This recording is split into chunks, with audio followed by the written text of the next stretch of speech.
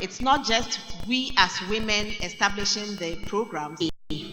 No one will doubt it or say, once you put them there, they will deliver. And one control. And she's doing it like a man would have, if I arguably better than the men will do. Ladies and gentlemen, mainstreaming gender for the oceans and seas development is not gender as men, but gender in respect of women. Let's bring the women up.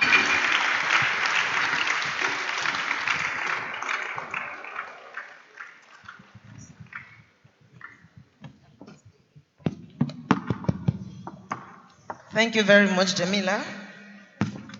Mr. Chairman, Excellencies, and distinguished ladies and gentlemen, I want to first of all thank the men in the room. So clap for yourself for staying and listening with rapt attention. Because oftentimes we find ourselves talking to the converts, but the men have stayed because they are our partners in this progress. They are the ones we need because as of this moment, they control the decision-making levels. And without men as champion of gender equality, we are going nowhere. Now, we are witnessing a revolution. First of all, I'm not going to give a detailed summary of the paper. I'm just going to do a global overview. We are witnessing a revolution. 15, 20 years ago, we were not openly talking about gender mainstreaming or female empowerment. If you mentioned it, it will just be in whispers, expecting somebody to knock you down. How dare you bring that topic where you have serious men around the table? But now, discussions on gender, on diversity and inclusion is in the front burner. So we hardly have men in the room that say, why? We have now moved from why to talking about how. That is the fulcrum of the paper we have just listened to. And if you're still in doubt about the why, talk about gender equality or gender mainstreaming, I will just mention two reasons. One is that it is an obligation of member states of the United Nations. And Nigeria is a responsible member state of the United Nations. Nigeria has signed up to SDG 5, which is on gender equality and empowerment of women. From that global level to the continental level, Nigeria has adopted all the AU initiatives on gender empowerment and gender equality. So just as Nigeria takes it as a responsibility, as an obligation to implement the international instruments to which they are a party of, those are international instruments that Nigeria has signed up to. So we do have a state responsibility to implement as responsible member states. Secondly, for those who have opened their establishment and allowed capable women to take the lead, they have seen demonstrated the capability and the things, the perspectives and the successes women bring to the organizations. Am I lying? Exactly. So that has been demonstrated.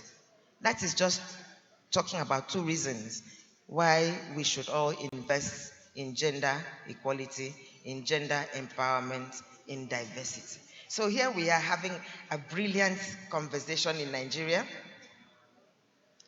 looking forward, and then something happened on Monday, which disrupted the female movement in Nigeria.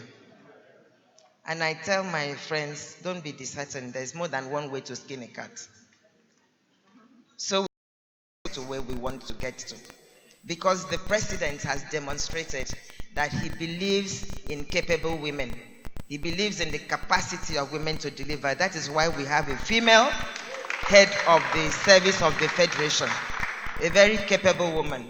The president has faith in women. We have a very powerful and courageous First Lady of the country. We have a feminist, unapologetical feminist, in the wife of the chair that obligation that Nigeria has under international instruments. Just this July alone, there have been several occasions spearheaded by NIMASA where gender mainstreaming, gender empowerment has been on the forefront. And to the extent that the management and board of NIMASA could achieve on their own, we can see the directorship in NIMASA. I think they have reached gender parity, and we should clap for NIMASA. So those changes are happening. We want to actually encourage those changes that starts from the bottom up so that it will become a culture that is sustainable. That is what we are talking about. We are talking about somebody owning that project of gender empowerment, of SDG 5. So as we try to think about which institution should we send our concerns to, some people say send to the leadership of the National Assembly. Others said, no, but they just got the list. They are not the ones who did the list. Send to the presidency. Who in the presidency? I think somebody has to own that project. From the top, we have to have a diversity and inclusion unit or director. And all the agencies, even from that planning stage. So what we want to do now is to have an interactive session for the next 10-15 minutes. But it is more the men that I would like for them to speak. Do they still need convincing?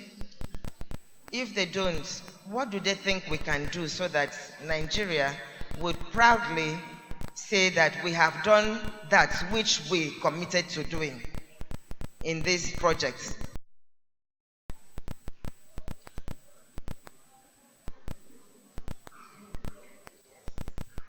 Yes, please.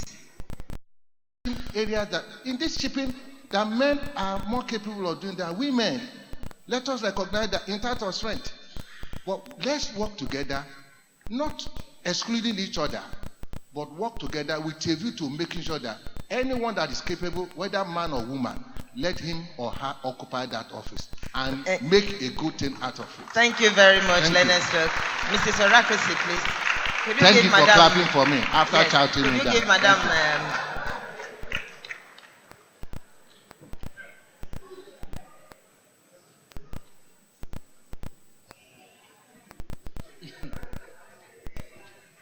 Thank you very much, my sister. We are together. Women, I'm going to represent you very well. We are here today to discuss something very, very serious. One, to have a fair representation on boards. We are not talking about gender equality. It will come later. But open the door, let's step in first. And all we've been asking for is 30%.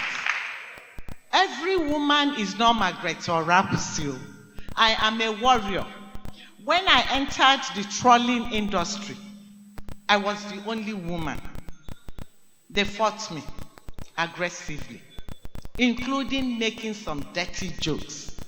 I didn't run away. I went to learn how to make dirtier jokes, and they left me alone. From that woman, what is she doing here? I became their president. So the issue is not being a woman. Let nobody limit what you can achieve because you are a woman. Work hard. You have education. You have equal access to funding. Shop around, nowhere there is that cheap funding. In fact, the government is being partial to women. I'm telling you this. They have specially dedicated fund. This man will not tell you. they have specially dedicated fund. When they are taking 10% interest, they are giving us 9. So don't let anybody put you down because you are a woman. Now, back to what we are discussing. Madam, I would like to tell you, because that's the mistake we make as women. When we come to a sector, we want to identify only the women who are doing like in fishing, buying and selling. Women are involved in industrial fishing. I am one of those women. So we need to encourage this, everybody. It's no longer a man. We're not talking about labor that needs strength. It's intelligence. It's good leadership. That is what we are talking about. And we should bring up our girls. I'm who I am today because of the way my parents brought me up. They gave me a lot of confidence. They told me, if Mr. A can do it, you, Margaret, you can do it better.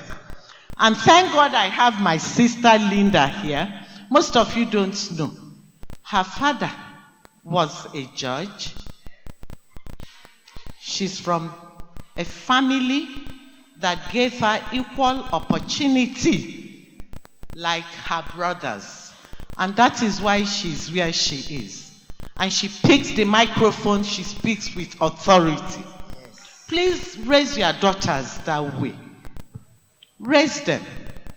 And I appeal to the government, when you appoint directors or leaderships in the agencies, look inwards. Look for qualified women.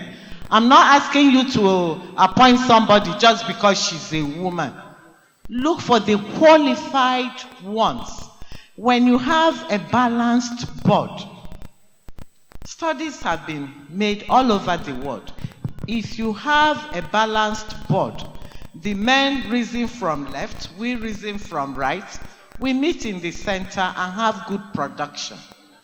So that is all. Thank you, Lady Margaret. That is all we are saying. Thank you, Lady Margaret. Thank you very much. I hope I have done well on your behalf.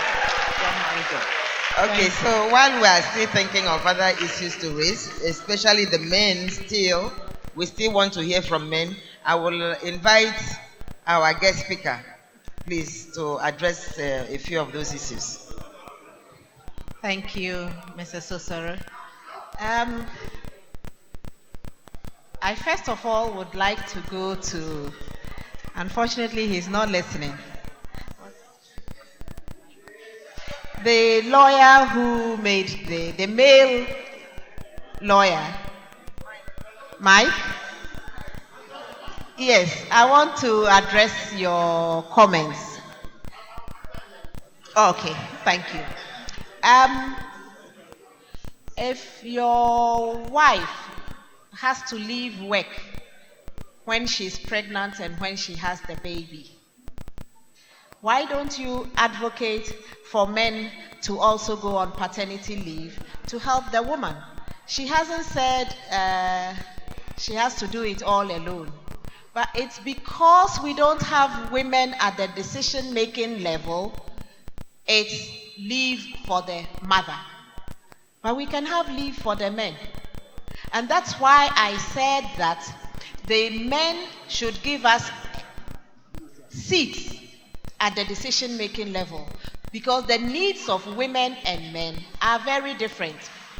And where they converge, then we have to share. Because if I have to take maternity leave because I'm pregnant or I have a baby, my husband can equally take paternity leave for me to go back to work. I know a lot of women who are working and travel as much as you do as the head of the family. It doesn't spoil anything. We haven't complained. We do it, and we have to be recognized for that. When I was working in the port, I used to go for night duties. And I used to go leaving my husband in bed nights that I had to go. And so you can't say the men go out and travel we do that too. The women do that. coming back to it, that is where you need the women at the decision-making level, so that we can bring all these things to table. We discuss them and agree on policies that cover the women too. That's what we are saying. Madam has left. Yes, I mean, I agree with I agree with everything she said, but yes, we are there. We bring up the junior ones. I used my own self as an example. She is my role model, if you ask me, despite where I am. And in my presentation, I made remarks and acknowledged what women leaders like Hajia Adiza Bala is doing. She's encouraging the training of cadets. She's encouraging them to go into engineering. Everything she's doing at NPA. NPA, we all know, is not for school-going ages. These are women who have chosen the industry, a career in the maritime industry. And so in doing what we have to do, it covers every level of the career ladder. We are all there to support the young and the old. And so we collaborate with each other to get to where we want to get to. Thank you. Thank you very much. We're going to wrap up in the next 5 minutes. I would like to invite the DG of NASDRA to make his comments, please.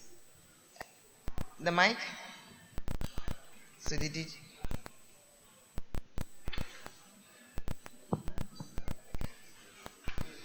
Thank you very much, the moderator.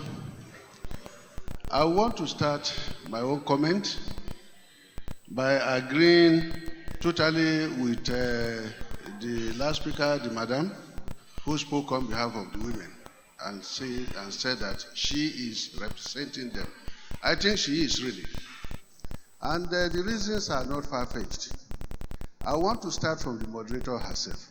When I was giving my goodwill message, I mentioned about Africa Growth Opportunity Act and the export of shrimps and sea turtles to the United States and other parts of the world. Of course, I think I knew you sometime in 2001 when you were working closely with my Minister of State for Environment. And when you were appointed the DG of NIMASA, I was quite confident that you had what it took for you to hold that position. My brother, the DG of NIMASA, is here. The successive directors on marine environment management have been women. The past one was a woman, the current one is a woman, and she performed excellently well. My own boss, before I became a director, and one of the faces behind the making or the establishment of NOSDRA was a woman. She made it so much that she became a permanent secretary. Even when she retired as permanent secretary, she was retained in that same ministry as special advisor on aviation. What I'm saying in essence is, look at the MPA MD. Most of the women have to also, the ball is in their hand. It is just how to play it. When you demonstrate confidence and astuteness, of course, you will be called in to come and serve. In environment, Federal Ministry of Environment, we have had 3 female ministers, and each of them demonstrated effectiveness and efficiency, to the extent that the last Minister of Environment was former head of the MDG. Today, because of her performance, both as MDG coordinator and Minister of Environment, she is Deputy Secretary General of the United Nations. And all of these facts are there. What we always need for our women to do is to be confident and rub shoulders. Of course, any system for that matter is not looking for a gender issue only. They want qualitative representation, efficient delivery of services, and effective service delivery. And that one, once we have it, of course, we will have it there. Even in the House of Representatives, I've had a woman speaker before. And for those of us who also have guests in the House. We know their capacities and we encourage them. They are always ranking among their peers. All it needs is let them come out more and demonstrate astuteness. Of course, you will get it once you are able to demonstrate this. So I want to align with my sister, who was once president of the Trawlers Association. Of course, it was confidence. In some cases, when she was given dirty jabs, she would have just faded away. Right. But she remained there to the extent that she said she became their president. That is what we need. Because when you are in a world of competition, it is very difficult for anywhere in the world to just say, okay, 30% goes to this. In fact, with whatever you have, you may even have 60%. Yes. And we have had it. The immediate past managing director of the World Bank just resigned for a higher position. Of course, she's a woman. She would have been World Bank director, or she would have been given a higher responsibility if she was inefficient. So what we need to do is to have more confidence and also get to the top by yourself. The efforts you make will put you there automatically. Thank you very much. Thank you very much, sir. We really appreciate your comments and encouragement. So we have to wrap up. I have been told by the MC that we must wrap up because we have another presenter. I can see all the hands, but I think during lunch hour we can continue to interact. But I would like us to agree on the conclusions of this segment that gender mainstreaming is a positive strategy, right? And that gender mainstreaming has come to stay. And that the men in this room will promote the policy of gender mainstreaming. And for Mike's concerns, we are not saying we want to be men. We realize areas that men are stronger by physical strength and in some other situations like an armed robbery situation, you know. No. I mean, an armed robber attacking the house, that is when you see that God created men differently. The way the husband will react and the way the wife will react will be different. So we recognize that. And for those of us who are religious, we are not saying we want to be on top of our husbands. We are talking about the workplace. Where I work as hard as a man, I should also be given the same privileges, the same progress path as the men. So when we do all of this, and we have a department, a person responsible for gender mainstreaming, it will be there to remind the DG, okay, training for this quarter is 4. You have to put 2 women out of the 4. It will remind the presidency that dash number for this appointment, you have to do 50% for women because somebody has taken responsibility for the project. And all our journalists here, we are in it together. When you're looking to awarding agencies and ministries, please, one of the benchmarks should be how are they performing with respect to the SDG 5, female empowerment, female equality, so that you use that to grade them before you award them. I thank NIMASA very much for bringing in this topic because they didn't have to. The theme is marine biodiversity. We could just have gone straight to it. But by starting first of all with gender mainstreaming in ocean protection and preservation shows that we have young ones who really believe in it. I'm calling you young because I'm older than you, DG. So we have men who believe in it, who seize every opportunity to promote it. And I thank you very much for participating in this segment. Ladies and gentlemen, I think we can make it louder. Let's make it louder for this team.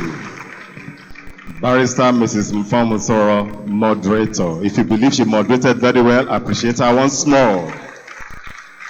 Mrs. Jamilat Mahama, our presenter. If you truly learned a lot from our presentation, please, you can go ahead and appreciate her as she takes a seat. Mainstreaming gender for sustainable seas and ocean development. It is here to stay, and it's a positive development. Distinguished ladies and gentlemen, we'll be going straight to the next item, which is the next presentation. But permit me to recognize the presence in our midst of the President General of the Maritime Workers Union of Nigeria, President, Comrade Adewale Adeyanju. Please stand up for recognition. You're welcome, sir. The DGCEO of NESDRA, Professor Akinlo, is represented by Mr. Ayuba Francis. Can you please stand up as we recognize you? You're welcome, sir. Thank you very much. The next presentation is maximizing Nigeria's maritime economic growth through marine biodiversity management, exploration, and conservation. And the organizers of this program sourced for the right man for this job. He's been in it for close to 25 years. I know him very well. If you're talking of regulations for the marine environment management in Nigeria, you can't help but mention his name. He's a distinguished professor of chemistry, Professor Babajide Alo. He holds, can you please step up, sir, as I take your profile? We know you very well, but please come forward, sir. Please step forward, sir. Those who know MEM knew how MEM started and knew the role he played. Professor, please come, sir. He holds a PhD from the University of Ibadan. He's an internationally acknowledged expert in environmental and maritime environmental management issues, especially in developing countries, with over 25 years' experience in international negotiations of global instruments for sustainable development.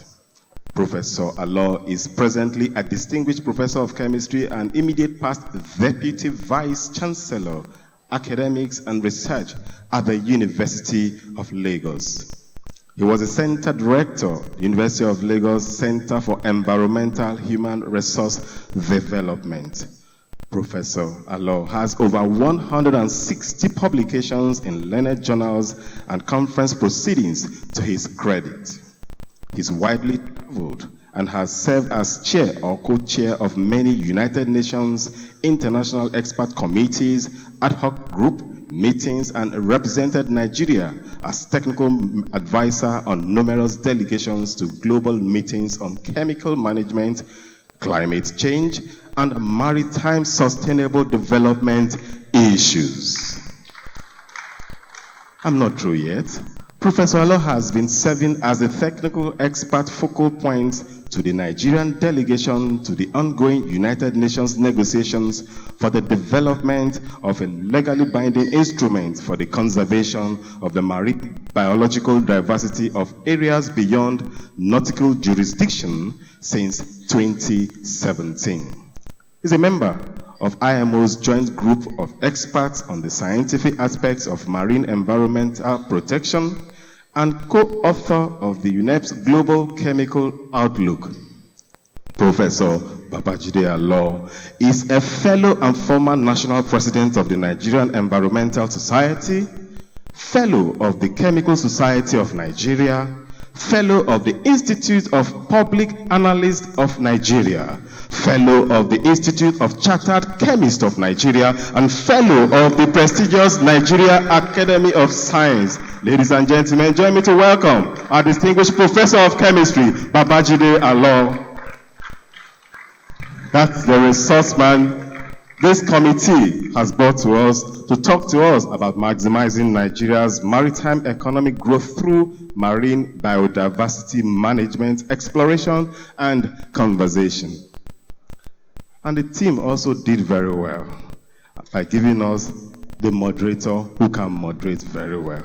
Ladies and gentlemen, I'd like to respectfully invite to the microphone the president of the Chartered Institute of Logistics and Transport of Nigeria, Alhaji Ibrahim Abubakar Jibril. He is our moderator for this session. Let's welcome him, please.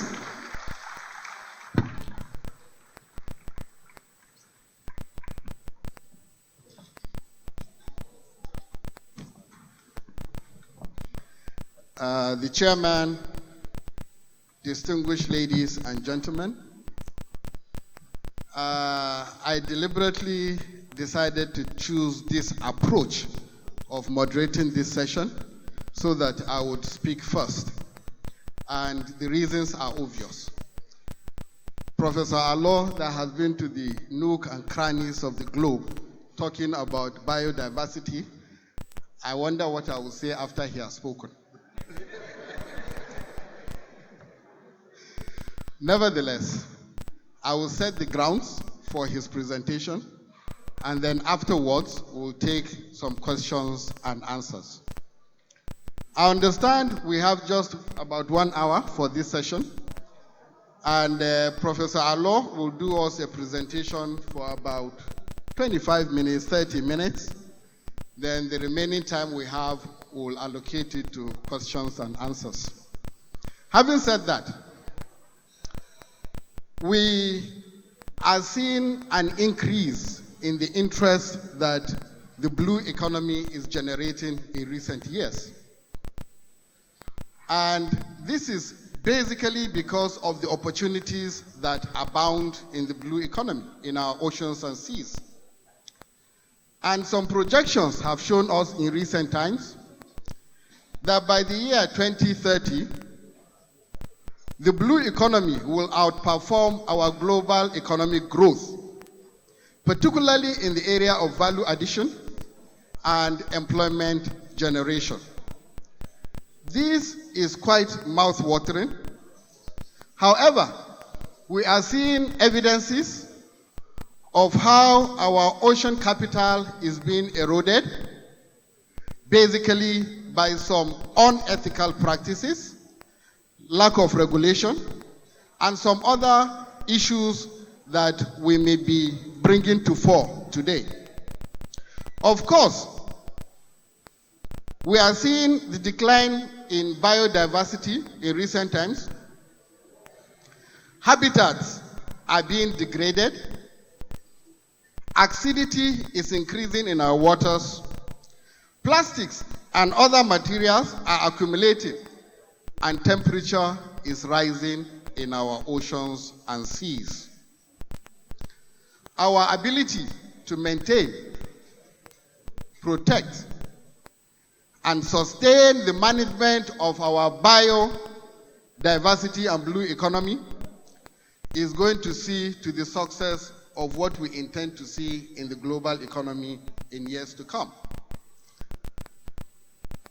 There are statistics that have come to fore in recent times on the performance or expected potentials of the blue economy, some of which we have read, saying that the blue economy can generate to the global economy up to about $2.5 trillion per annum.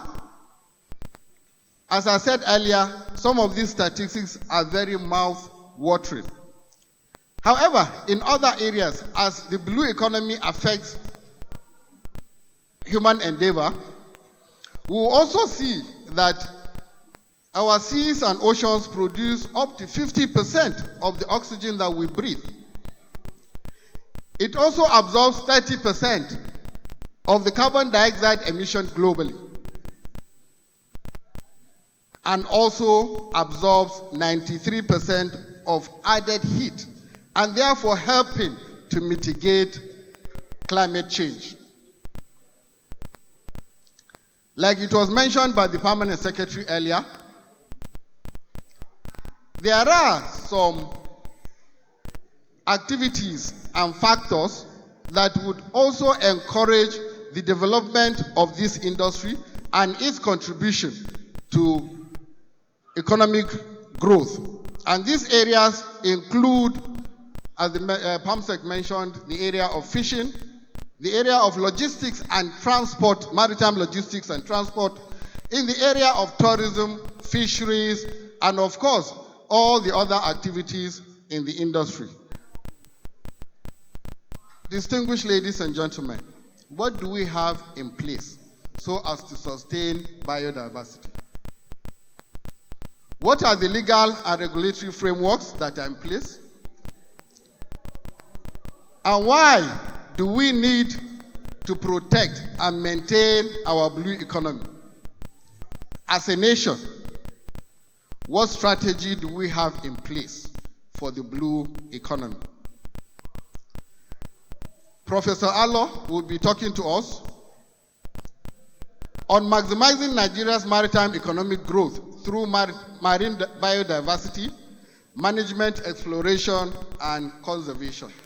In the course of his presentation, we're going to hear and see how some of these issues will be addressed and how, as a nation, we can strategize in order to maximize the benefits of the blue economy. Distinguished ladies and gentlemen, without wasting too much time, the MC has cautioned me. I will straight away invite Professor Allo for him to present his paper, and then afterwards we'll take some discussions. Thank you very much.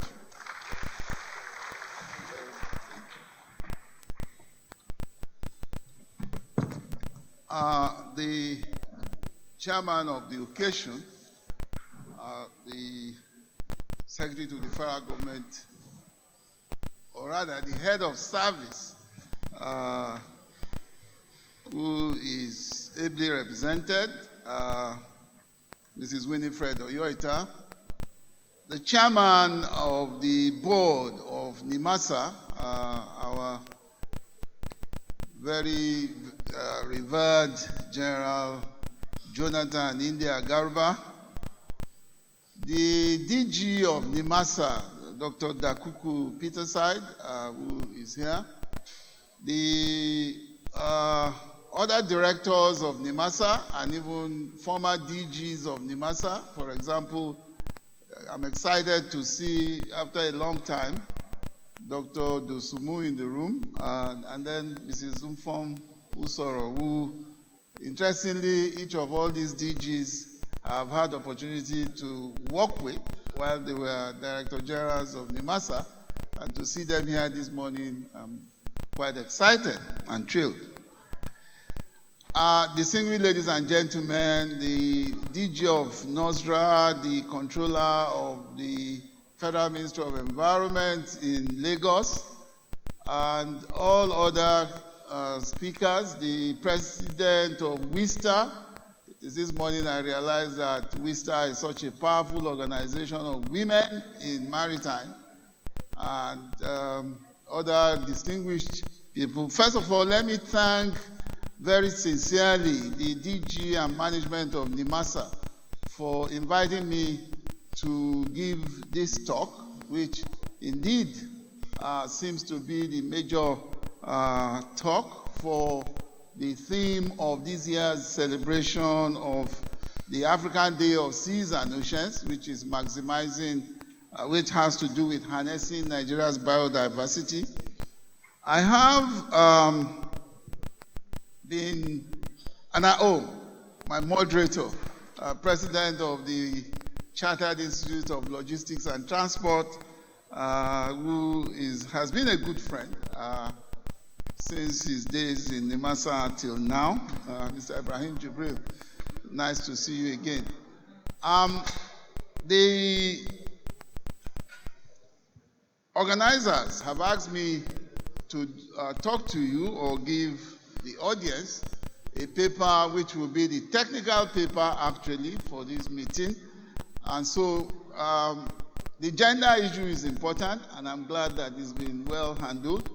Before we go into some technical conversation, as we'll be doing in the next few minutes, I've put together a set of slides which is more like educating us and trying to bring out the issue and how important it is for Nigeria's economy that we must be able to maximize our marine biodiversity.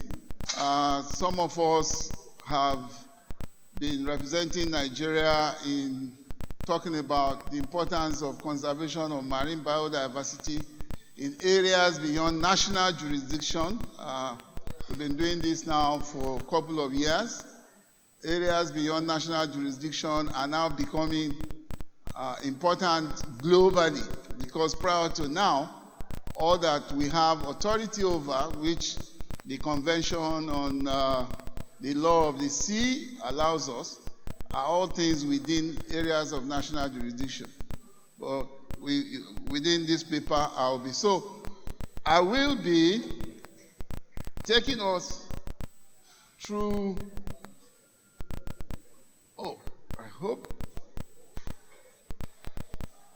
I will be taking us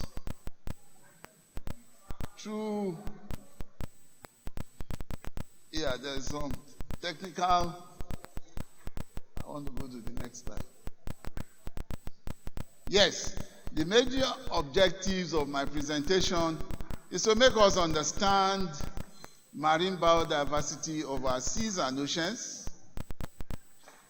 2 clips this morning have introduced us to the massive resources in marine biodiversity in our oceans. And oceans have no boundaries, so we can't say this is the marine biodiversity of the Nigerian Gulf of Guinea and Atlantic Ocean. No. What we see here is the same thing we see in Ghana, it's the same thing we will see in Cote d'Ivoire, the same thing we will see in Sierra Leone offshore, it's the same thing we will see all across, even up to Angola. I saw the Namibian High Commissioner in the room. It must interest him. So we'll understand marine biodiversity of our oceans, and I will then take us quickly through understanding the role and benefits of sustainable marine biodiversity management for national economic growth. I hope I can get this. It's okay. Oh, okay. I had it upside down. So first of all, I want to let us know that where are we coming from? We are coming from the fact that Nigeria signed into the 2030 agenda, the Agenda 2030, which is essentially the agenda that has to do with the SDGs, the 17 Sustainable Development Goals, in 2015. And that is to say that the world, the entire globe in 2015, agreed that by 2030, there will be no poverty anywhere. You and I will not have any poor persons around us. That's the main thrust of the 17 Sustainable Development Goals. But as Nigeria signed into that agreement, but are we there? We will get to know in a few minutes. Goal 14 of the SDGs, labeled Life Below Water, further states that the intent of that goal is that we conserve and sustainably use the oceans, seas, and marine resources for sustainable development, and presupposes that abundant living resources inhabit the oceans. If the intent of the goal says conserve and use the ocean, seas, and the marine resources, it presupposes that the oceans indeed have a lot of resources.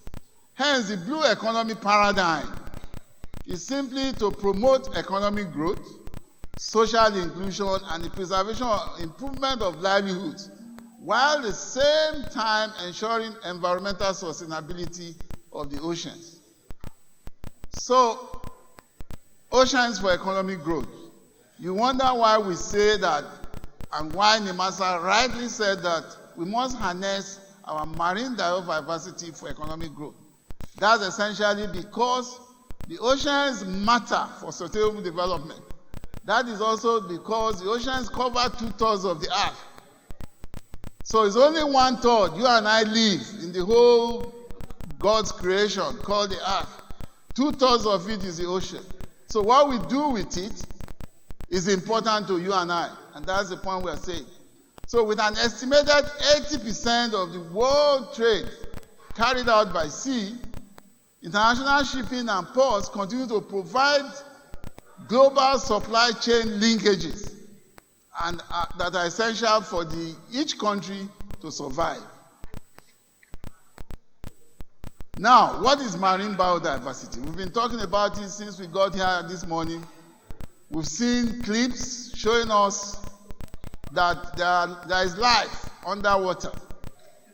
The oceans are characterized by high diversity of life, ecosystems, and physical features in that water. For a long time, the deep sea oceans were thought to be a desert in terms of species diversity. Until around the 50s, people thought, because we could not access the oceans, so we continued to believe that it was a desert out there, that there was no life there. But we have now come to realize that the place is loaded with abundant living resources.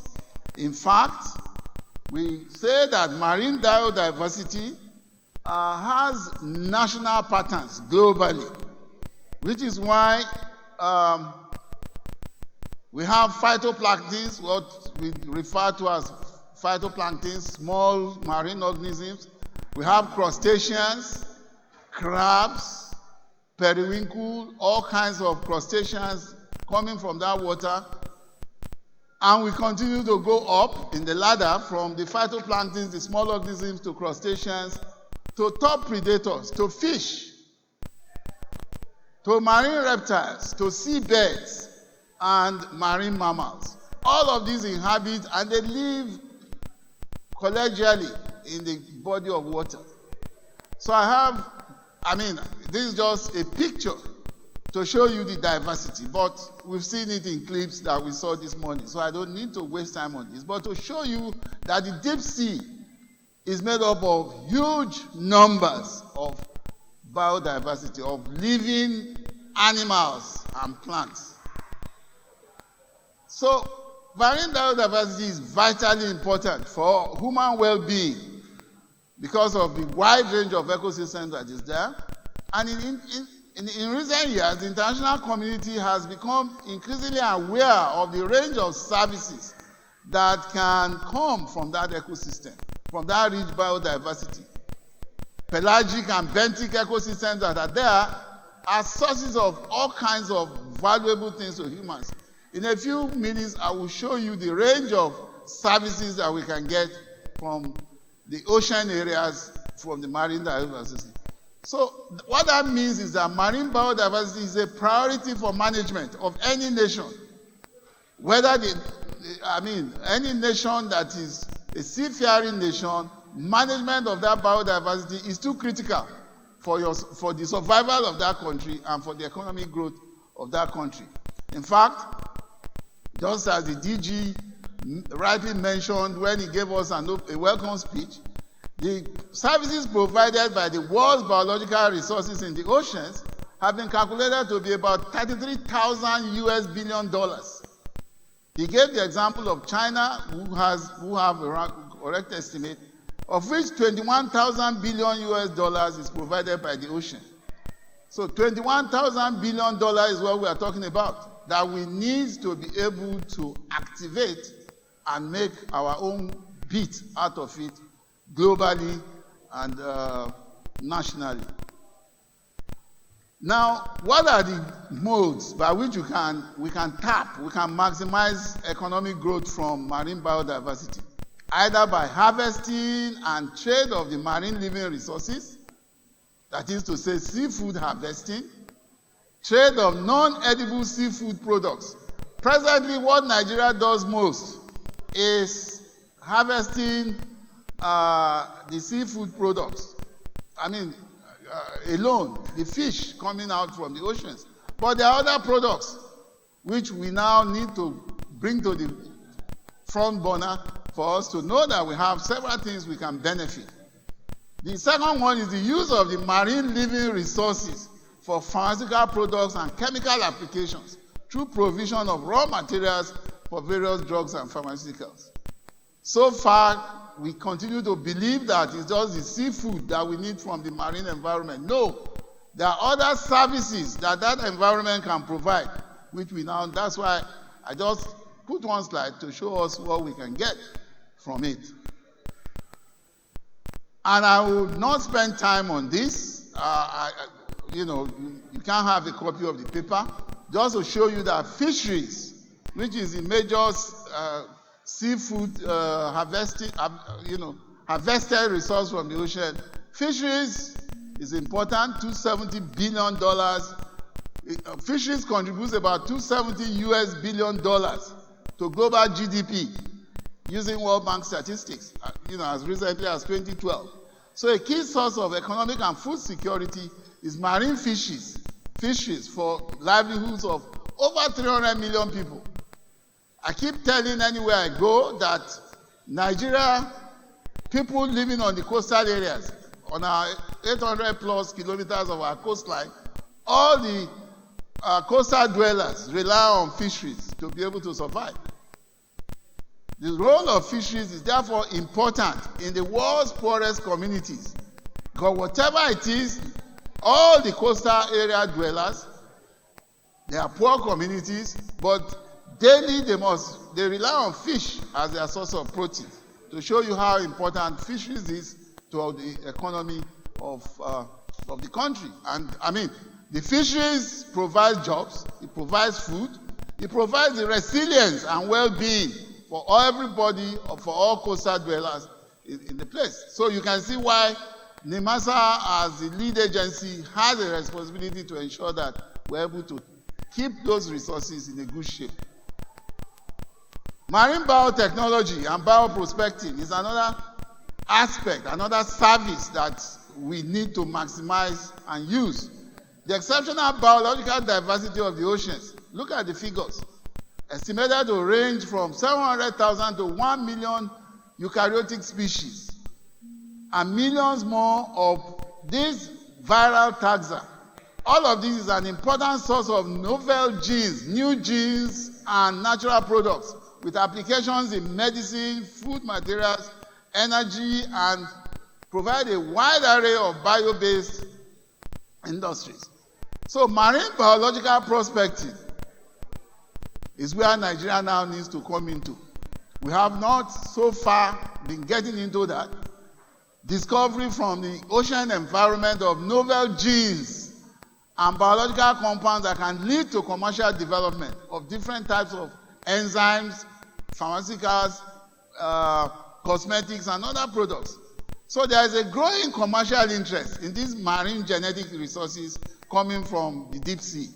And that's basically the entire argument why harnessing marine biological diversity is becoming very important. Not only because of the fish, but because even of the new genes that are coming from that source.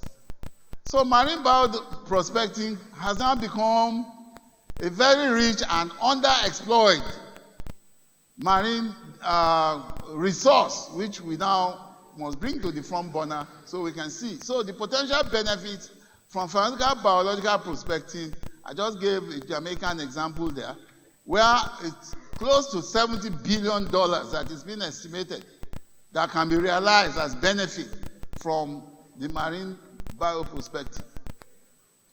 Now, economic valuation of marine biodiversity.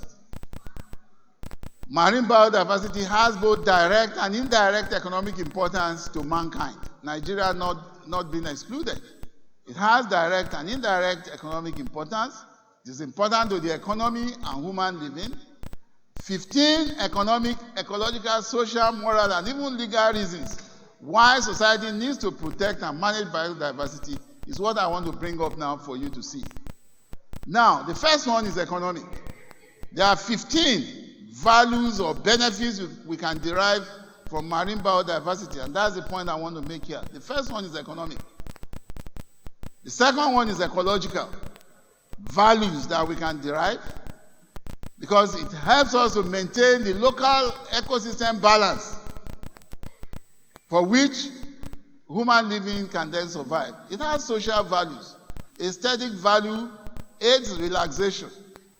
You know, the resource, you can see in the picture I showed earlier, how colored and nice the marine resources can be. And it has fantastic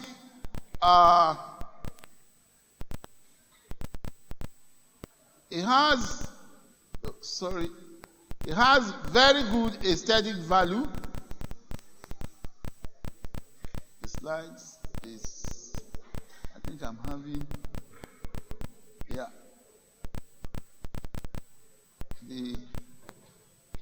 I might need assistance from the control room behind there, because the remote seems not to be obeying my commands.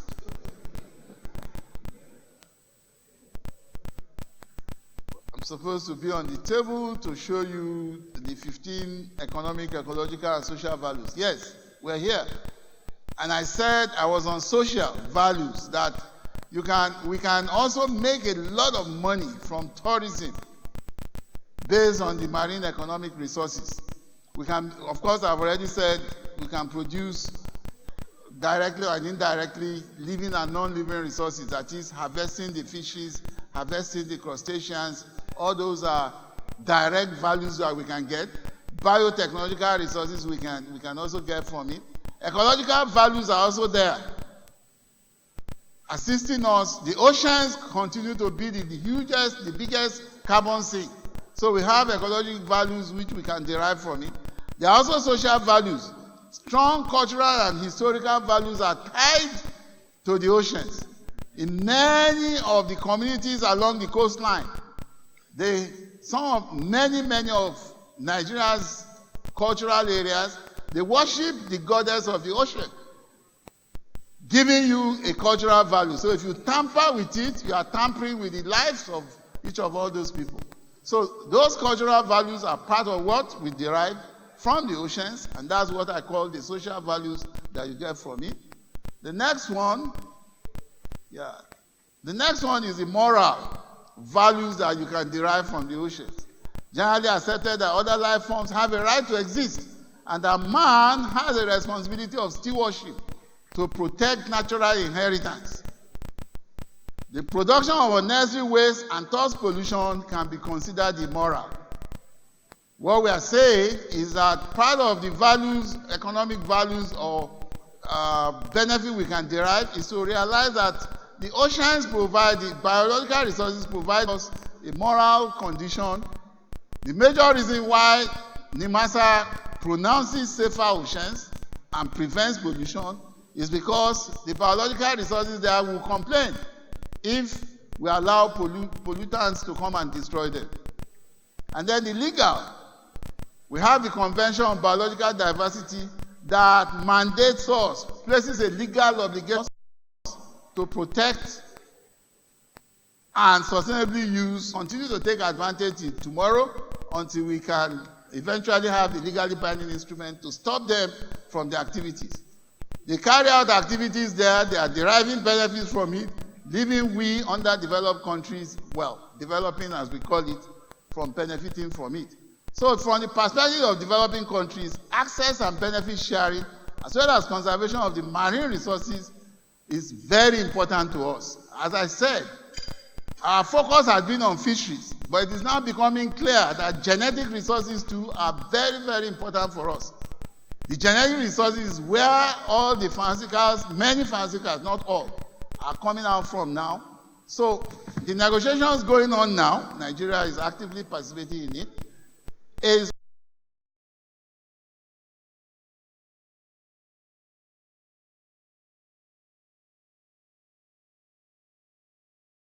on maximizing in that region of the oceans.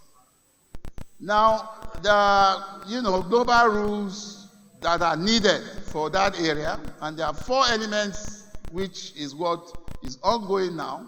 That is the marine genetic resources, environmental impact assessments, area-based management tools, and capacity building in that region are things that are the elements of the discussion that are ongoing.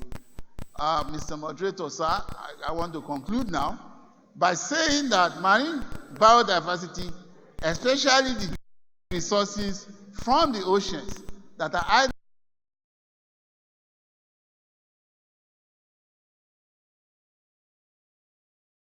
need to empower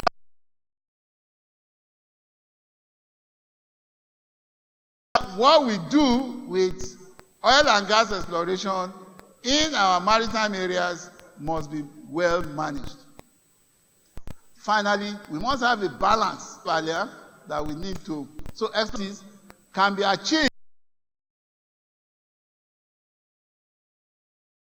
Point I'm making in my that we can explore as a focal agency for safe seas in Nigeria must actively invoke its many instruments for preventing marine pollution and conservation and sustainable management of Nigeria's marine resources to maximize their abundant benefits. The point I'm saying is that within the mandate and within the instruments that NIMASA currently has, all we need to do is to to activate them and stop any abuse of the maritime environment, because that environment has more than fish in it for our economic benefit. Finally, achieving a blue economy and maximizing Nigeria's maritime economic growth through marine biodiversity management and conservation is not a far-fetched dream. That is, what I'm saying here is that achieving a blue economy is not a dream that we cannot achieve. We can achieve it. All we need to do is just to ensure that we do things right. It should be taken as a contemporary challenge by the maritime sector and one that is confronting the global community. It demands collective effort from all stakeholders, you and me, citizens, private sector, and governments alike, if the dream of a sustainable blue economy is to be realized. I thank you very much for your attention.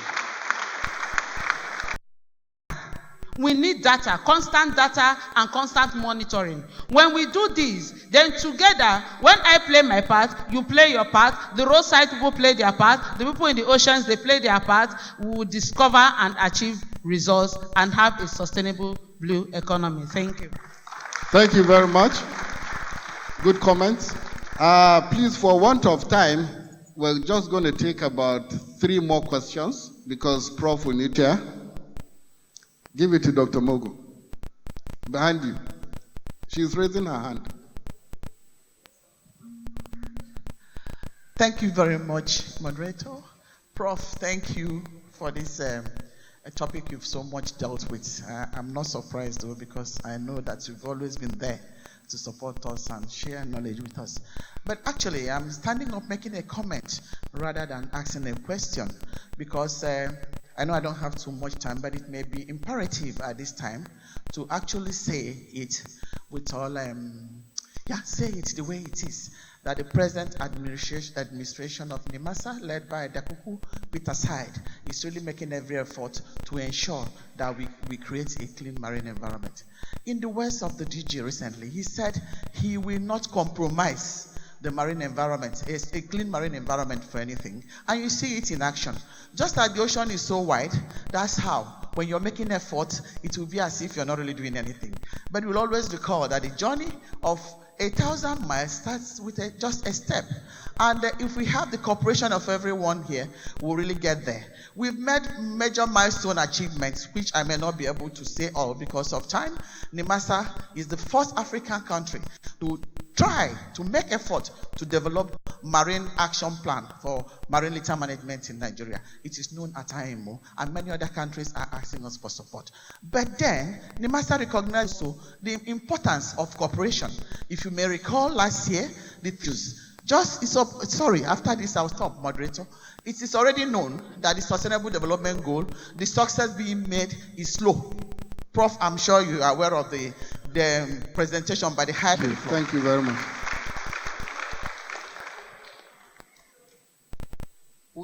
Okay, we mentioned the white chair.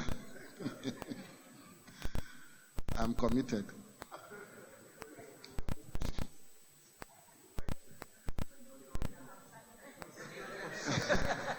You see now, these are the challenges we have. A woman has stood up first and is still wondering, should I give it to man or woman? Please, thank you, Prof. and moderator, and NIMASA. You're doing well. But let me bring us home. We mentioned the stakeholders, agencies, government. I want us to now talk about the people who dwell by the seas, by the rivers, all over Nigeria. They are the major stakeholders and spiritual well-being, as was alluded to. In other countries, they have started, or not just started, they bring them into the fold in discussing the benefits of biodiversity and why they are the critical stakeholders and why they should be involved in preserving the biodiversity, what they should do to monitor, to police, and ensure that they themselves do not pollute and endanger the sensitive ecosystem. and do not allow others who come for economic exploitation to endanger the sensitive marine ecosystem. We know that the Nigeria, the Delta region, is the third largest delta, Prof, globally, and for that it is of interest to the UN environment. I'm trying to remember. Yes, UNEP is very critical to UNEP. But we living there, we do not understand the criticality with communities. So when we are talking the usefulness, the criticality of preserving biodiversity in the marine environment, we should not forget them, because they will help the government to realize those implementation of those policies, and they will benefit also. I eat seaweed outside of Nigeria. I've never eaten seaweed in Nigeria. I don't know why we cannot also, as part of the economic activities, that will make them invest in protecting that sensitive ecosystem. We too do not have, we don't know. I'm telling you now, Mr. Nimasa, you're doing a lot. Social responsibility. This one is not even social responsibility. It's the main task of preservation and protection of the marine environment. Let us in the region, including the rivers in the north, people who live around the riverine, and let them understand why they must invest, how they can also benefit economically in preserving marine biodiversity. Thank you very much. Thank you very much, ladies and gentlemen, for an important topic as this, which is very key to our national economy, which could take more than 2 hours discussing this paper. But I think at this stage, and with the intervention of our presenter, we'll take one more. Okay, we'll take Dr. Onyong, then we'll come back to the center of the white chairs. Please, Doctor, 1.5 minutes, please. Thank you very much. My name is Dr. Onyong. I'm the president of the Ship Owners Association of Nigeria. I come from various spectra of the economy. First of all, I want to say that there must be a strategy for the ocean sustainability. And I want to say that the committee that NIMASA has formed, a joint committee of NIMASA and stakeholders, and the fact that by next year, fishing trawlers will be banned, will create an opportunity for shipbuilders to build fishing trawlers. And when these fishing trawlers are built, which is really a no-brainer, fishing trawlers are very, very simple to build. And when they are built, it is easy for us to go fishing, to feed people. And when you talk about processing fish, it is not a my business. It is actually a business that, well developed, you can make up to 80 million naira in a day. And it involves processing of the fish, with nearly 200 women in the processing plant, and talking about, employment opportunities. And then, of course, when you go into the health benefits of what we get from the sea, as an entomologist, I can tell you that the number of enzymes that every cell produces is up to 20,000, and there are 100 trillion cells in the human body. So the medical effect of the wealth of the sea cannot be underestimated. I think we should think about the fact that it is possible to eradicate hunger by the year 2030. It is possible to eradicate poverty also by the year 2030. So I think it is important that we all put our heads together to see how we can invest in the ocean and hold ourselves accountable for the sustainability of the ocean. Thank you very much. Thank you very much. Ladies and gentlemen, final. We will hear from our visionary leader, chairman of the board of NIMASA, please, and that will be our final comment or question for this session. Prof, I want to thank you for a very well-researched, practical paper. It's been wonderful. NIMASA at this level is already doing a lot. You have refuse marshals. Understanding that there is a problem out there not only in economics, but in terms of health too. For example, our refuse start coming from the rivers. And so I want to say that it is not only Nigeria that has rivers. All of Africa, since it concerns Africa, we all have rivers. That these rivers empty into the oceans. It is from these rivers you also have the refuse coming into the oceans. They don't just develop only from the cities on the sea coast. So we must also think about involving the countries of Africa, and particularly people who live in, to make sure that they do not pollute their areas.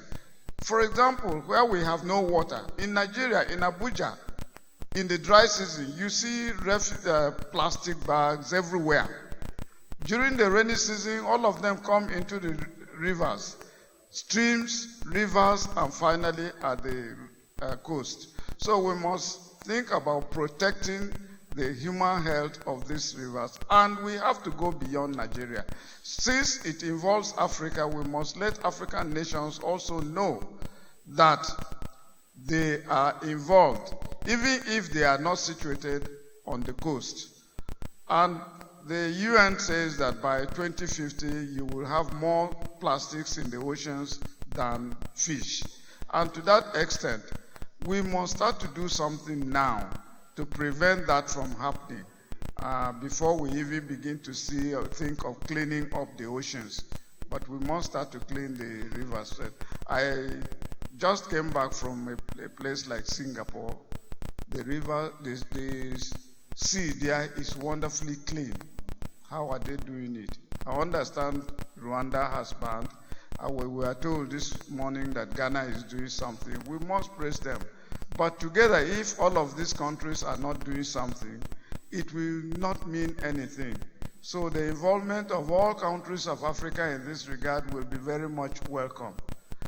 Thank you very much for giving this in. And I want to say that NIMASA is trying, but NIMASA alone cannot make it.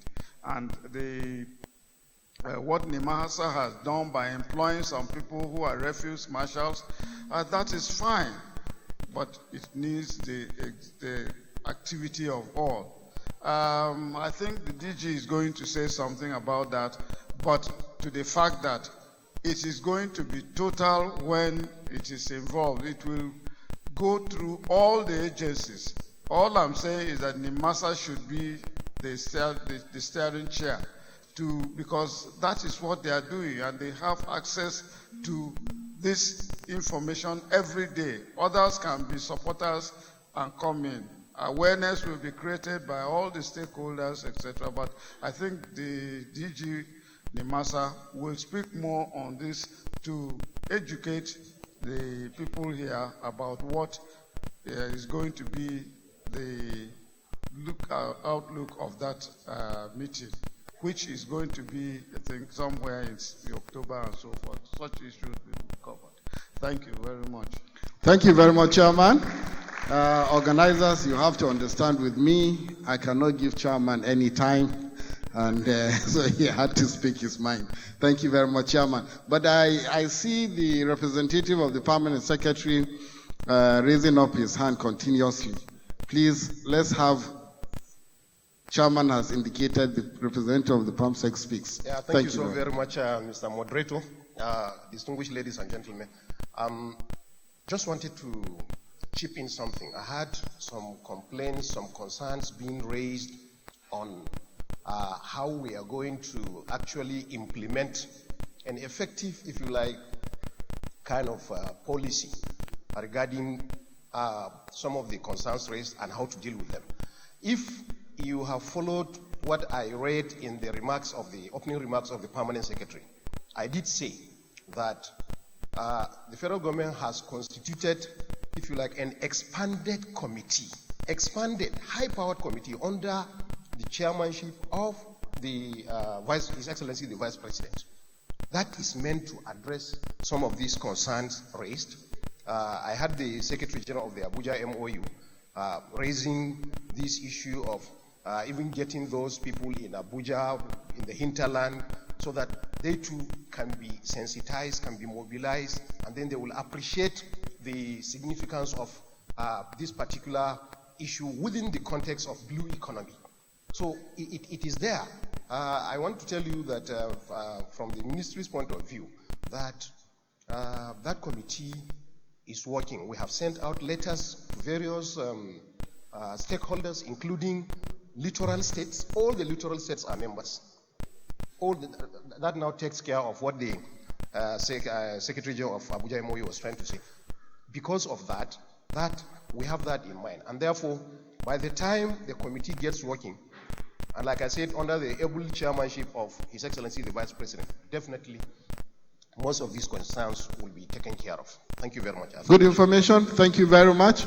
Ladies and gentlemen, I think we are at the end of the questions and answer session, and we will have Prof respond to some of the questions and the comments. Maybe that will be in about 5-10 minutes, and then we're done. Thank you, Prof. Thank you very much, my moderator and the chairman of the session. Let me say that I'm quite thrilled that with the many comments that came, it then meant that I wasn't talking to an audience that wasn't following what I was saying. You may not be a converted audience yet, but the fact that we got 9 different interventions meant that I made some impact in what I presented. And in reacting to them, they are all relevant and important comments. Let's start with the chairman of the board.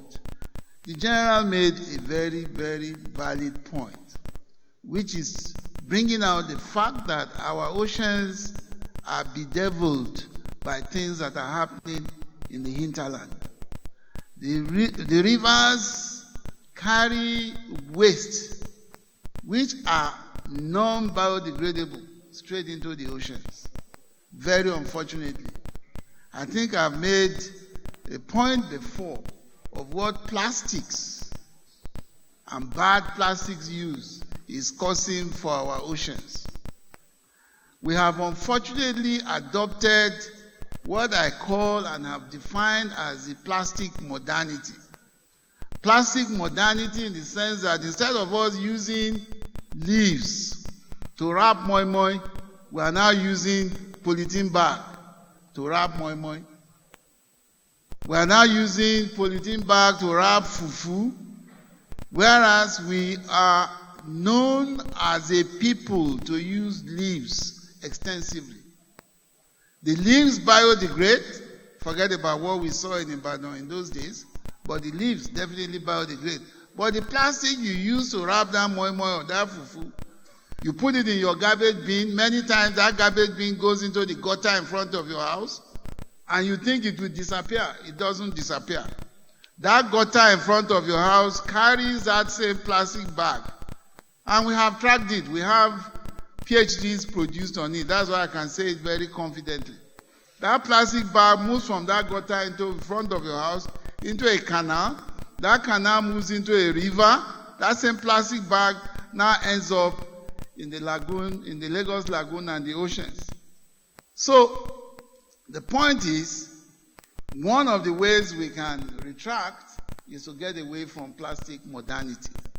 Let us go back. It's not analog. It's not archaic for us to use leaves to wrap our food. It saves us. Because one quick thing I want to say is that plastic, as it pollutes the canal and pollutes the ocean, gets back to you. You may not know it because the canal gets clogged. I shudder when I look at our urban areas and I see all the gutters in the urban areas loaded with, I won't mention the food sellers, but loaded with fast food containers, floating, as well as plastic bottles. Fortunately, we have gone to places where plastic, water in plastic has been banned. We are in Nairobi, at the UN headquarters, is only glass they now use. And in this country, we used to use glass to package our soft drinks until we came into plastic modernity again. People who are of that age will remember Tango and Crola. Tango and Crola came in glass bottles. So much that the glass bottles were so much around that we started using it as fence protector before American fence wire came. We used to use those broken bottles to, until today we still use glass bottles to pack our alcoholic drinks, beer. So please, part of our reculturalization is for us to start thinking of changing away from this plastic modernity into something that can help our environment. Because we talk about marine biodiversity conservation, those plastics go into the oceans to destroy the marine biodiversity. That's why the chairman was right when he says there are statistics to show that very soon, by 2030, there will be more plastics in the oceans than fish. He was quoting reliable data for that purpose. Now, so I thank you. The land-based sources of pollution has been a challenge to the United Nations Environment Program. There's a special program to attack it, but Nigeria must key into that more and more. True Nimasa. My lady friend from Niger Delta, I cannot agree with you less. Certainly, the blue economy without full interagency collaboration will not be achievable. In fact, the first African Union organized Sustainable Blue Economy Conference, the chairman and the DJ of NIMASA were all there. That was the theme, that there must be interagency collaboration. So we are glad to hear from the Minister of Transportation, the representative of the Permanent Secretary, saying that there is now an expanded committee that will take on all stakeholders. Please be rest assured. And to hear that all the littoral states are going to be represented is also another fantastic thing that we need to give the Minister of Transportation a round of applause. Please, let's give them a round of applause. Because you can't be shaving people's heads behind their backs. You need to bring these littoral states on board. Let them know how important the blue economy is for us. Traditionally, we had means by which the fishermen in our littoral states were protecting the environment till we got again into plastic modernity. They never used to harvest the fingerlings, the small fishes, till plastic nets came about again, which just sweeps.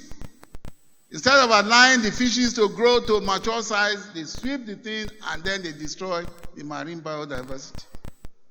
So, of course, we need data. And all of the part of the mandate of the blue economy is that some monitoring strategies, some data will be generated. In fact, the blue economy cannot do its job without being backed up by data. So I'm sure, and I know, that the Blue Economy Committee, their first assignment will be to capture data, to put together what knowledge is available. And some of us have sufficient data that we are going to make available to that committee for it to work well. Mrs. McCoy, you said the same thing. I agree with you. It's been addressed that the Blue Economy Committee should compose all stakeholders. My colleague from NEOMA, yes, you made a very valid point that there should be synergy on the blue economy, and that's what the Ministry of Transport is already addressing. NCF, I thank you very, very much for that comment, because marine protected areas is still one thing Nigeria has not come to terms with. We started about 10, 15 years ago, suggesting to NIMASA and suggesting to the authorities that sea turtles, marine sea turtles, are presently inhabiting a lot of the waters of the Bayelsa coast. We were carrying out EIA studies that showed us, and the EIA study was on the Brass LNG project, and we found hundreds of sea turtles floating around the waters of between Brass. I think the DG of NIMASA, who certainly I know is an end of the environment, is gladly listening, suggesting off the coast of Brass, between Brass, Rivers, and Akwa Ibom State. That's where these sea turtles are inhabiting as we speak, and they need to be protected. And Nigeria will get support funding if we decide to set up a marine protected area for Nigeria. Benin Republic has a marine protected area. I'm sure my NCF colleague will know that. The Benin Republic just next door to us. So why shouldn't giant Nigeria also be able to establish a marine protected area? And I put focus on sea turtles. Dr. Mogo, certainly, Felicia, you cannot say it any better, that the actions of my brother and friend, Dr. Dakuku Peter Side, in matters of environment, it has been wonderful. And please, from which marine litter will be causing the ocean if they don't do something about it. The fishermen go out in the morning, because I work closely with some of them in the Niger Delta. They go out in the morning, they come back tired. They haven't caught any fish. What has happened? The litter, the plastic to get to. And that's why we have that problem. Dwellers is to resuscitate the education program that we started using NES and NCF to be able to educate the youths in the littoral states as to the importance of protection of and conservation of the environment. Maybe we need to resuscitate that to educate the rural dwellers. The rural dwellers are the key stakeholders, and they are the vulnerable. And therefore, whatever we are doing, we need to be able to have them to go along with us. And I agree with you. Why shouldn't we be able to have seaweeds as part of our diet? In other countries, seaweeds, but the seaweeds must come from a clean ocean. You can't go and start eating seaweeds that is, as you bring it out, the whole thing is looking brown because of rubbish that has entered the ocean. So I agree absolutely that we need to set up a strategy, what Dr. Onyong has said, and that strategy is in the Blue Economic Committee. Everything that we can move us forward is in this Blue Economic Committee. So, Director, Permanent Secretary of that committee is too important. You can hear from this meeting that the stakeholders need to see action from that Blue Economic Committee. I mean, we went to Nairobi to the giant global conference on sustainable blue economy, and Nigeria participated actively, and we said it, that we are going to do something, because it's the way forward that everybody is adopting. So on this point, I think I've answered everybody, and I thank you very much for your attention. Thank you very much. SDG 14 goals. Exploration and exploitation can occur without necessarily destroying the environment. 8. NIMASA must actively invoke its main instrument to prevent marine pollution for the nation's economic benefits. 9. The inclusion of coastal dwellers as critical stakeholders and partners is important in the discussions of preservation of the marine ecosystem. 10. The blue economy is achievable if it is taken as a contemporary challenge which demands collective effort from all stakeholders for its realization. 11. Research, data gathering, technology, and innovation are important in the discourse of harnessing marine biodiversity in Nigeria. Resolution number 12. There is need to provide protected areas in the Nigerian coastal areas. Establishing marine protected areas is imperative to improve the preservation while harnessing the marine biodiversity. 13. There is need to address through a deculturization the trend of plastic modalities in line with recent global standards. In this regard, clear and measurable milestones are necessary goals to ensure the reduction of pollution of the marine environment.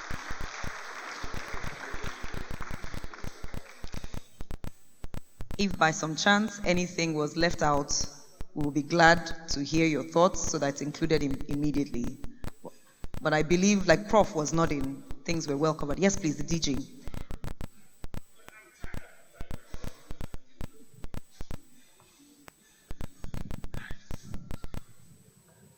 Thank you very much. Well made communicate. Two things. One, NIMASA is celebrating on behalf of Nigeria.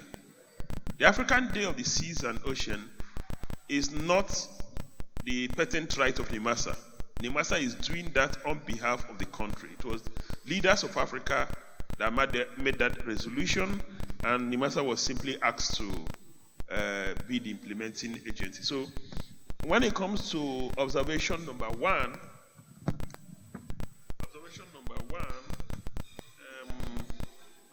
so you need to add that NIMASA celebrated on behalf of the country. Yes, sir. Now, on the issue of marine protected areas, if you notice there is some sort of repetition, we could use one of the resolutions to address it too.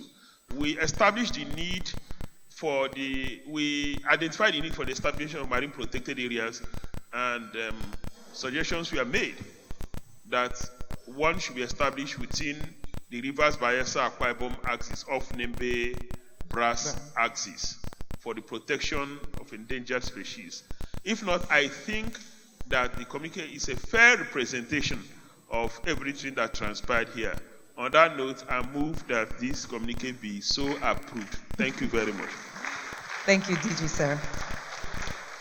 Thank you. It's been a fine day of great celebrations of the African Day of Seas and Oceans. On behalf of Nigeria, NIMASA has called us all to celebrate. To say thank you and to give closing remarks, please let's welcome the Executive Director of Operations of NIMASA and the new Naval Band Commander, Engineer Joseph Oluwarotimi Fashakin.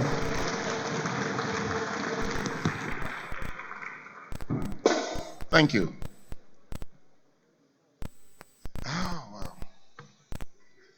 A very simple task I've been given. Not a particularly big task. I've just been told to come and say thank you to everybody. The chairperson, let me rest my weight on the already established protocol. Indeed, I've been saddled with the simplest of tasks in this exciting and remarkable celebration of the marine biodiversity in Nigeria. It was Gibran Khalil, a 20th century poet, writer, and philosopher, who once said, "You give but little when you give of your possessions, but you truly give when you give yourself." It is because of that I will enjoin everybody still seated in this auditorium to stand and let us give ourselves a rousing welcome, a loud applause for keeping faith for this while. Thank you very much.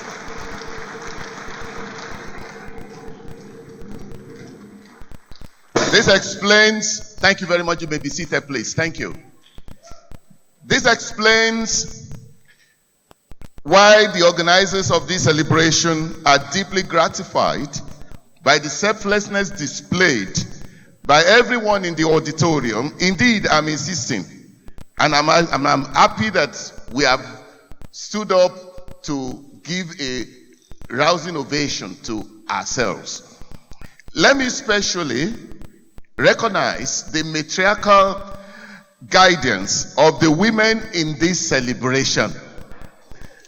The chairperson and head of service of the Federation, Mrs. Winfred Oyoita, is leading the pack, of course. We recognize the immense sacrifice of Ajia, I hope I'm correct to say that, Jemilat Manama, the president of WISTA in Ghana, that she braved all odds to come to Lagos. Indeed, we are happy to see you. And we thank you for that seminal paper that you delivered. Maybe we may consider, with the permission of the DG, we may consider conferring on her the NIMASA Award for Respectable Persons. Indeed, we're thoroughly educated with your seminal paper on the mainstreaming gender. Mrs. Mfon Usoro, the Secretary General of Abuja MOU, is appreciated for her steadfast love for the broadening of the prosperity of the Nigerian maritime space. We thank our dear consultant and friend, Professor Babajide Alo, for his relevant paper, which has opened another vista in our management of the ocean seabed. All the permanent secretaries are appreciated for their useful cooperation with us.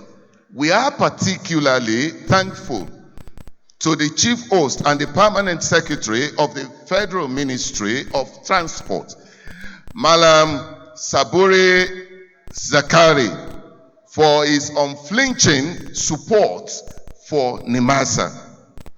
All the heads of parastatals are appreciated, NOSDRA, NPA, and MPC. We thank you for coming. We cannot forget our friends in the industry who are stakeholders. As a demonstration of the goodwill we enjoy, all these folks have turned up. Some of our former colleagues have now joined the stakeholders. I can see Mrs. Gunwa there, Mrs. Asagwara, I'm not sure if she's still around, Mr. Kinyosui, and all of them. They have morphed, transformed into stakeholders from being the master staff. We thank you all. It was glad seeing all of you again. I cannot forget the former DGs in NIMASA. Our brother, Dr. Adedosum, I think he has left, and I had to press my brother Temisa Omasheye to stay put, and please wait to the end. This is your occasion.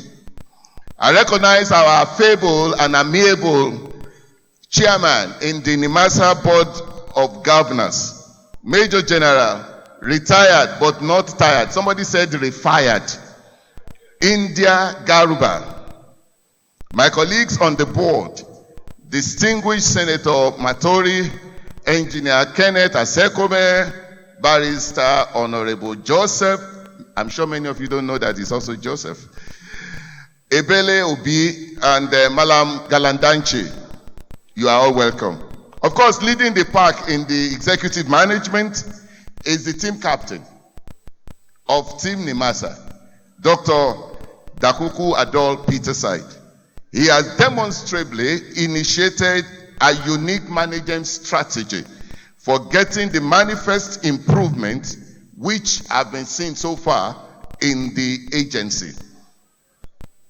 Well done, sir.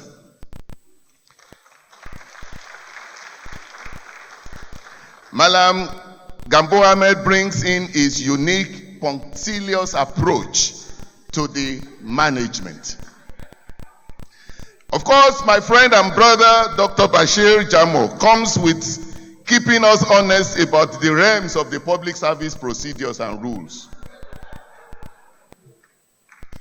And so, we all bring our various abilities to bear in the management of your affairs. So what you see, is a potpourri, of the various styles, and which you are seeing and you are all happy about. The staff and senior management of NIMASA have made strong showing today. Well done. Of course, we cannot forget the Nigerian Navy Band. They have clearly added color and sonorous vibes to the occasion today. Our friends in the media, we thank you for your professional showing today. The Germans say Dankeschön. The French say merci beaucoup. The Italians say grazie. The Spaniards, they say gracias. And of course, the Englishman says thank you very much. We are saying thank you to everybody. Eshe Kupo, Dalu, and Mungode. Thank you. We'll see you next year. Thank you very much.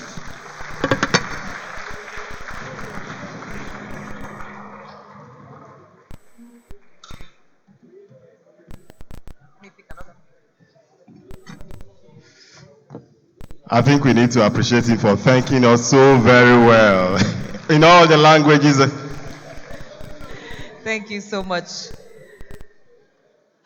Osaje, Joyce, It's been a great day. a great day. Having stakeholders like this sit all through the session, it's been wonderful. Thank you for working with me today. Great And job it's been done. my pleasure having you with me. Ladies and gentlemen, may we please all rise for the Nigerian national anthem as we say goodbye.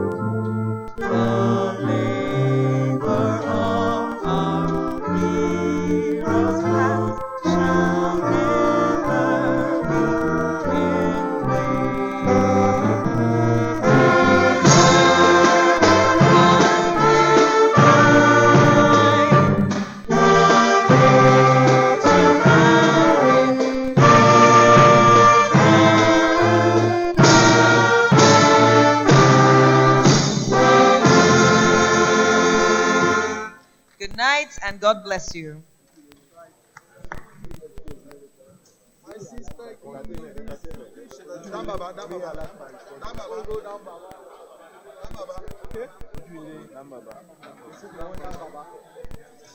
Yeah, let's go.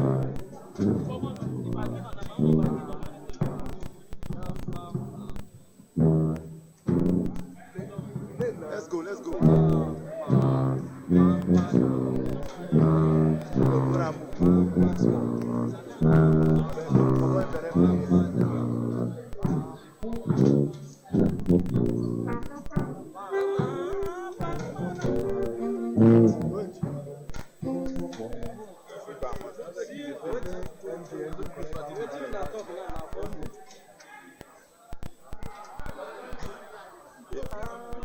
Play waiting, guys. Don't play now.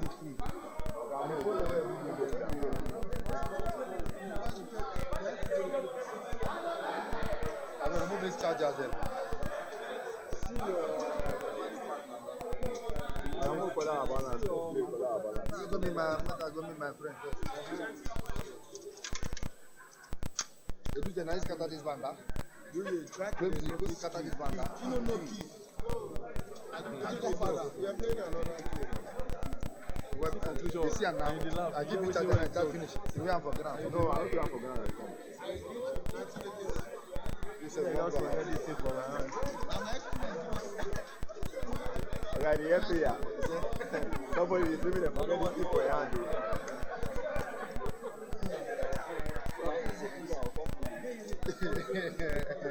Somebody is living a forget something. I got to the prayer, no close your eye. You say you say you don't put eye, they look at you.